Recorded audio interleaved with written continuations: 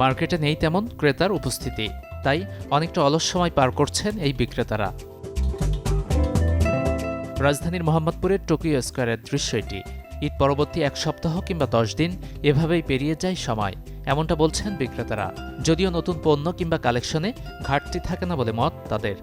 নতুন মাল ওঠানো ঈদের পরেই, ঠিক আছে। ঈদের সময় যেগুলো বিক্রি হয়ে যায়, ঈদের পরে যে কাস্টমারটা আসে তাদের তো অবশ্যই নতুন মাল দিতে হয়। এই জন্য নতুন মালের চাহিদাটা ঈদের পরে বেশি থাকে। ঈদের পরে কিছু নতুন ড্রেস আমরা রাখি, যাতে গিফট দেওয়ার জন্য অনেক ক্রেতা আসে, তাদের মেহমানদের গিফট দেওয়ার জন্য কিছু ড্রেস নেওয়ার জন্য আসে, সেজন্য আমরা নতুন ড্রেস রেখে দিই।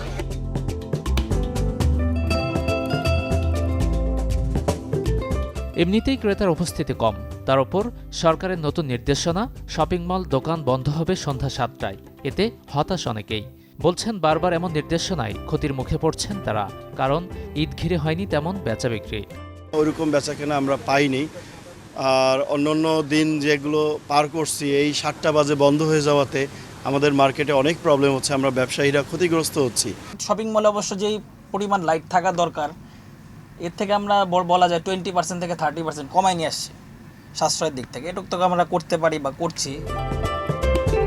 যদিও বিদ্যুৎ সংকটের এই সময় বিক্রেতারা নজর দিয়েছেন বিদ্যুৎ সাশ্রয়ের দিকে। কেউ কেউ বলছেন 30% পর্যন্ত কমিয়েছেন বিদ্যুতের ব্যবহার।